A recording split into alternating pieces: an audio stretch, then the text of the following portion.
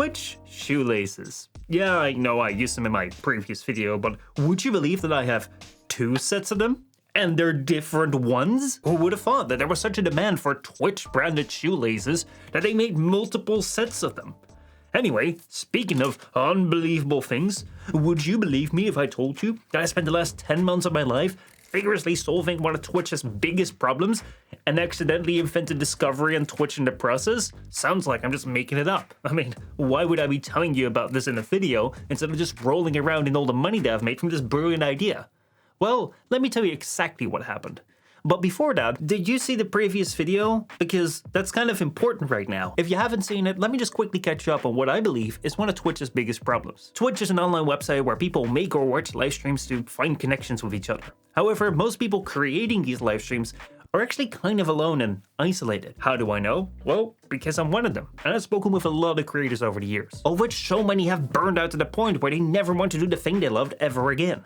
Or even worse, where young creators don't know how to handle predatory people online, and since they can't talk to anyone about it, the situation just gets worse and worse and worse. So last year I decided to speak with a bunch of creators from all over Twitch to learn about this issue. Because Twitch has been trying to fix this as well, with all sorts of collaboration tools and whatnot. But if you've ever been to a party where no one really knows each other, you know that no amount of fancy things is going to make that party in any way fun. You're going to have to do something together. So instead of making another tool, I decided, why don't I just ask the creators to figure out why they're not really doing anything together? And this right here is why.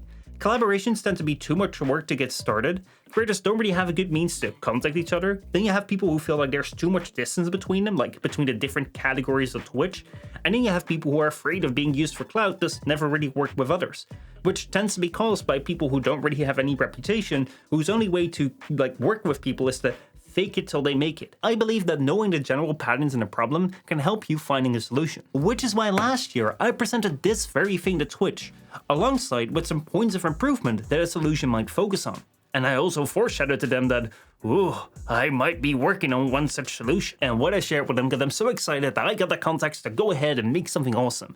All I had to do now was make it. So where to begin? Well, first off, if we want to have creators do something together, it kind of all needs to be in the same place. But keep in mind that collaborations do need to be easy. We can't just rent a place and have everyone fly over from all over the world, because the amount of effort that people would have to need to put into that would just be insane. No, it needs to be something easy that we can do online with streamers. Something easy online with streamers. I mean, why not just have them stream? The main idea that I wanted to build around was to make a big stream with everyone, where basically all the individual streams would kind of come together into this one big thing that we're all making together, which should be as easy as doing your own stream, because it's pretty much just doing your own stream. But then why would anyone care? Most of the time content is made around a specific group of people who share something in common. Think of a gaming channel who's made for people who like to play games. But this right here is specifically for people who don't really share anything in common at all. Like those team building exercises where you're put together with strangers and you have to play games against each other. But then where will we find fun games to play? Oh wait, Twitch's entire existence is based around gaming. So how hard can it be to just go around Twitch and then look in the directories for 3 or so fun games to play? And then you can just make a couple of teams. Let's say we have 4 teams, and then we just get some streamers from Twitch who will just be playing those games. Maybe not everyone knows these games. What if we had experts or something, people who knew a lot about these games, they played them 5 days a week, 12 hours a day. Oh wait, we have those. They're streamers too. If we get the streamers from these directories to guide the players who don't know much about these games, wouldn't that work? Isn't this kind of like a basic competition setup? The only thing that we need to do now is combine this competition idea with the stream all together in one place idea. And then what you get is this big stream where you have these rounds of competition. And in between that, what you get is these showcases, allowing everyone to become familiar with the people inside the teams who are playing these games. This right here is the basic idea of the Strain Triads, a big Twitch event that I pitched kind of like this all the way back in September to Twitch. However, back then, this right here was still kind of a basic idea. There were so many things that I hadn't really worked out yet. What are the games that we're going to be playing? I mean, sure, there are a lot of games on Twitch, but you will have to be able to have a competition in that game and it should probably also be sort of fun to watch and play. Now, we could look at some of the most popular esports out there, like a Valorant, Counter-Strike, Apex, and Fortnite. However, there's one problem with these games. They're all sort of the same. I know some people will get really mad at me for saying that because, oh, there's heaps of differences between them and you can't compare them, but coming from someone who's never been naturally good at shooters, I can tell you that if I suck in one of these games, I suck in all of them. Which means that the competition games do need to be different enough such there's something for everyone. Now, as I was speaking with the creators about like their collaborations and working together and stuff, I figured I might also ask them what kind of games they streamed and maybe if they had some fun ideas for competitions within their game. And oh boy did I discover some really fun games, like Rocket League, which is like a core soccer game, which, I mean, it's about as fun as that sounds. We have the finals because, I mean, of course we needed to have a shooter, but this shooter right here is like extra objectives and then like an entirely destructible environment, which is adds so many levels to it. And then you have Age of Empires 2, which is like a real-time strategy game where you have to like control entire civilization and build up your economy to like try and beat your opponent militarily. And you've probably seen these games come by in my streams over the last year because, well, they're just really fun to play, but they're also so different. Like, a shooter plays nothing like a driving game, which again plays nothing like a real-time strategy game. I can tell you for certain, like, these games have never been played together in one single event before. But looking at how someone like me can enjoy all three of them, this setup doesn't just allow there to be something for everyone, it's also sort of a great way to decrease the distance on Twitch. Now, there is one really important thing to note here though, and that is that watching games that you know nothing about isn't as much fun as it's just going to be confusing. Making a fun competition to watch isn't just about picking the games and teams and then calling it a day. There's so much more to it. Like, look at sports on TV. You don't just have the teams and the players and that's it. There's also like people commenting on the match. Luckily though, each of these games also have casters, who are people who specialize in doing this exact same thing during their streams. However, if you want people to do specific things during your event, you do need to kind of give them clear instructions on what to do. So say hello to the handbook. This right here is a 57-page long document detailing everything there is to know about this event. It's also kind of the reason why this stuff has been taking quite long. But in this thing, you'll find things like the run of show, kind of like a schedule that shows you what everyone does at each point during the stream. Because of this, people can prepare beforehand, and they also know like what the other people are doing and why they're doing it. Similarly, you can't just tell people to go and play the game because that would be a mess. That's why right here, we have every single setting written down. I'm talking everyone. Because you can't have 20 minutes into the match that you have to restart because someone forgot to disable cheats in the third tab. With all of that written down right here, and the casters and participants and games chosen, the competition should be ready to go. Almost. Because you also need to add some flair to it, like make some interesting visuals and at least name the team something else than 1, 2, 3, and 4. So let's start off by making some graphics like a background art that loops perfectly, should be easy. Then let's go and make like a lower thirds and sidebar animation from which you can display information without obstructing the stream. That's gonna be super easy to make. Oh, and finally, let's go name the teams after Twitch emotes, do like a lineup thing so everyone can see who's gonna be playing, and then, we should add a scoreboard. If you're following along at home with your own Twitch event, please don't make a scoreboard. Because I wanted to make a scoreboard that would automatically update itself for anyone who might be casting the event. And then what I also wanted to do was that it would be able to count the games separately and also show the total points together as one. And then as well, I wanted to make sure that not only one person could update these scores, but multiple people could do that. However, not everyone, because that would kind of be a problem, which meant that it was programming time. And after multiple days, languages, and hosting sites, I finally made this. A grid where you can fill in all the scores for each round, and then when you update it, it will actually show that right here on the screen and everywhere else. Now, it will also update it locally in case that the hosting site would go down, but in general, this works, and I'm not really going to talk about how I did that because right now we have a competition with a good variety of games, various roles that people can fulfill, detailed instructions on how to do those roles, and then some nice looking visuals to make sure that it's fun to watch.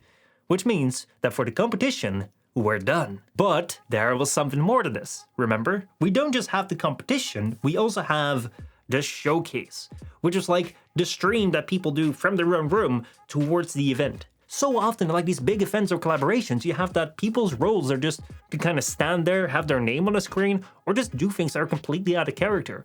And by those things, I can't really judge whether I'll like their content at all. But if they're just doing what they normally do, isn't that like a better way to find new people to watch? Now, since the streamers will be streaming their own stream, there isn't all that much to organize, but there's still some things to figure out. Think of making streaming guidelines and rules based on what Twitch and all these games allow. A broadcasting setup that can accept the incoming streams and then send them out, and then also be controlled via like a Discord bot right here, where via like these commands you can control everything that's going on right there. And then an event Discord that has a special individual route for every single role involved, so that everyone has access to exactly the information that they need to have access to. You know, the sort of stuff that takes anywhere from minutes to weeks to make. But after all that work, the basic idea is finally there. A 104-hour event with big competition that connects creators, viewers, and games from all across the platform, and then the showcases right in between, which explore this connection even further. Yes, this may have cost some time and effort to set up, but now we can finally answer the question, will this even work? Because so far I've only showed you like the steps I've taken and why I've done that, but I haven't really looked at the solution points at all. And that's because there's so many moving parts to this event that I figured it would be better to first understand like how it works before we judge how good of a solution it is.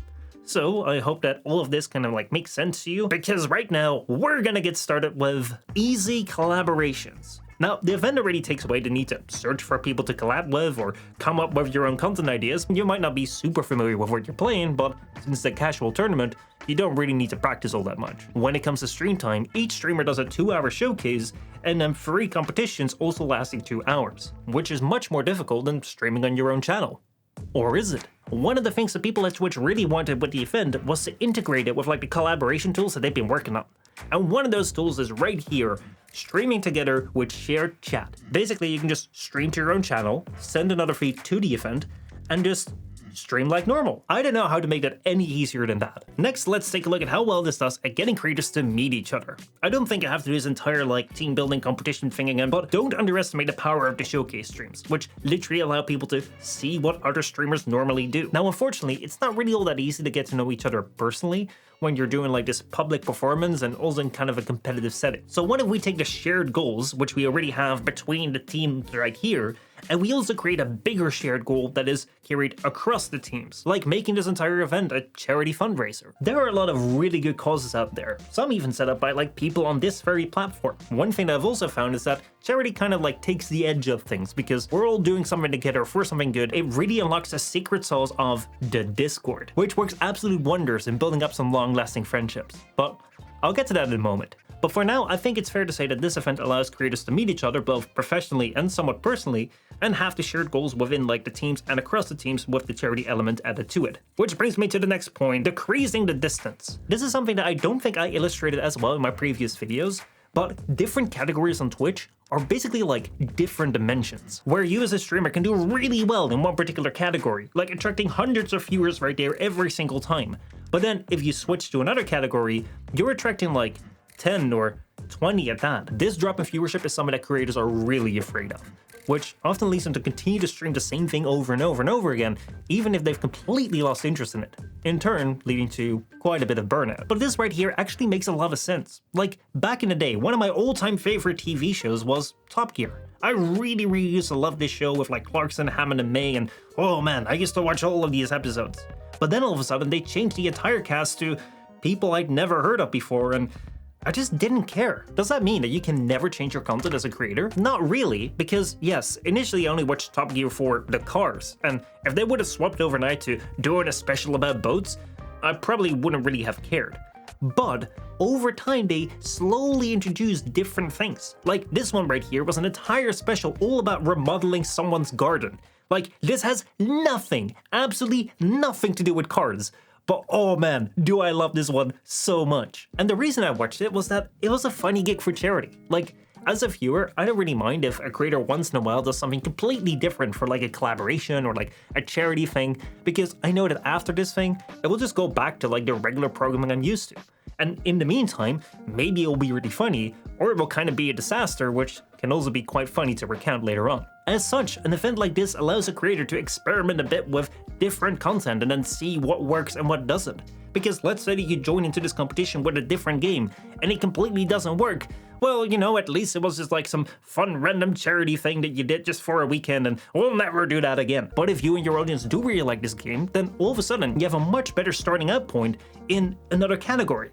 which also kind of ties into like the collab practice idea, where we want to give new creators a place to practice their collaboration skills without having to fake their way into the industry. I'd say that the competition is the most natural collaboration practice place because you're working with a whole bunch of people, and let's say that you make a mistake, I mean, you're gonna be in like a stream with 14 people. Who cares? During the showcase, you can decide to like collab with 1 or 2 people from your team or from different teams, so it's all up to you. You can collaborate however intensely you want with whoever you want, and if things go wrong, well, at least it's just a charity stream on someone else's channel. Which brings me to the final point, clean collaborations. This right here is one of the hardest ones to fulfill because how can you be trustworthy? I've tried my best to be the most detailed and transparent as I can be with like this 57-page handbook, but at the same time, there's no escaping that organizing this on one single channel will have all these streamers pouring their viewers onto that one single channel.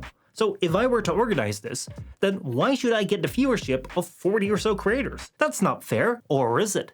Because another of Twitch's collaboration tools is shared viewership, which means that if we're streaming together, all the views on the one channel also count on the other channel. Which kind of solves the views thing, but still, I mean, views are kind of cool and all, but it's not as important as the monetary benefit. If I'm streaming for absolutely free to your channel, and you're having ads run and getting subscriptions, I mean, I wouldn't really trust this as well if I were to stream this on my own personal channel. But I'm not. This right here is the stream events on Twitch. A completely unmonetized partnered Twitch channel, solely made for doing these like collaboration events. You couldn't even give me money if you tried on here. Still, you might say, this sounds cool and all, but how do you know that this actually works? It's not like you've ever done this before. Oh, but I have. Multiple times. Before this channel was called the Stream Events, it used to be called Warframe Fan Channels, and it hosted not 1, not 2, not 3, but 4 of these events, and they were a big success. What we did back then is basically just a showcase format where, as you can see, we just streamed 2 hours back to back to back with everyone, which basically worked because we were just all playing this one niche game. And through these very events, I got to discover some people like Cole and Defton, who later on I became really good friends with, and it's because of this very thing that I know that this works. Remember this discovery thing that I said at the start? Discovery is a really hard thing on Twitch, because unlike YouTube, Twitch doesn't really like recommend streams all that much, and even if they do, it's like, who's gonna watch a random stream just to see if they like it? But with the event right here, which just became a mess, with the event right here, there's not only a reason to like watch other creators in the competition because, you know, someone you know is playing it and you want to keep track of the score, but even during the 2-hour showcases, it kind of helps to like keep up with like how everyone's practicing, see how the fundraiser is doing, and then getting to know the streamers while you're watching at the same time. And this actually works, because during the 4 events that I've done with more than 90 creators of all sizes, like I'm talking people who just started to people with over 10,000 followers, like there was an almost 40% growth in followers in the next month after the event. Like this stuff never happens on Twitch. Also, this stuff happened in a time before Stream Together was a thing. So remember that shared viewership where, you know, all the viewers on the one channel are also shared on the other channel? That wasn't the case. If you wanted to go to the other channel, you had to leave. Now, it's all in one place. Also, this game that we were streaming was actually quite niche. I'd say that the average viewership of all the creators that participated was below 50 viewers. But while we were streaming, we'd be averaging well over 1,000 viewers. Like, that is front page numbers, which, if you don't know what that means, front page is like a special promotion that streamers are begging Twitch to get. Now imagine doing this today with Stream Together and people who aren't just from like one niche part of Twitch, but all over the platform. Do you see why I think that this right here is discovery on Twitch? So this event right now is all prepared and ready to go. It matches all the points needed to help creators collaborate, and is also proven to be good for discovery on Twitch. So then, why isn't it here? Well, that's a really good question, which I can only partially answer because of like legal NDA stuff and so on. But remember how I said that this event would kind of tie into Twitch's collaboration tools? Now, one of these tools that the event would use was kind of like a networking connection thing, which is shared by some streamers. I say some streamers, but I mean more closer to like 12,000 plus streamers. Again, you know, the tools are out there for people to connect to each other, they just don't use them. And I can kind of understand why a bit better now, because I use that tool to go gather people for the event. I need about 40 or something spots to be filled for people to like do the casting, do the team leader stuff, like participate. So I put out a request, waited 2 weeks, and the response was 0. What? Either my idea is much more trash than I think it is, or this tool isn't really used anymore by anyone because it hasn't really served any benefit since it launched. My gut feeling is telling me that this is more on the tool not being as effective, So I kind of wanted to discuss this when I contacted Twitch. Like, also tell them that we're ready to launch this thing, tell them like how the progress has been, all that sort of stuff. Turns out, my contact has switched jobs, and they no longer work at Twitch. Oh, but you know, I have a whole bunch of other emails on Twitch, and you know, well, maybe I can contact them. If you've ever tried to contact Twitch support, you've probably found that Twitch is really, really hard to reach. Even with me having emails and contact details of people that I've met at TwitchCon, if I don't have a direct, immediate connection with them, where they know that I'm gonna be sending them an email, I'm not getting anything back. So without a way for me to recruit 40 plus people for the event, and losing my contact at Twitch, I'm kind of lost right now. 40 people isn't just like a number that you can pull easily from your friends list. And even if I could, I mean, I don't want this thing to be a big insider club. It should be open to everyone. That's why I specifically wrote like an entire code and sign up like form and everything, such that it would be completely unbiased. But if there really are no creators who are interested in joining the event, then, well, there isn't much that I can do. My best bet right now is to go to TwitchCon Rotterdam and try and speak with Twitch. As it stands right now, this event is fully ready to go. I mean, I even made a trailer and everything, contacted casters, team leaders, charity, but until I know more, everything is kind of on hold. So if you're watching this and you know like 40 or something creators from all over Twitch would be interested in doing this, hit me up, I guess. And yeah, that's the entire story. Thank you so much for listening to me talk about this, because this is something that I really, really cared about. If you can't tell by the amount of time and effort I put into this. And I find it so cool to see in the first video that I'm not the only one who cares about this. Next week though, we'll be back to normal videos, so yeah, thank you all so much for watching. I hope you guys enjoyed these videos, and I'll see you all next time.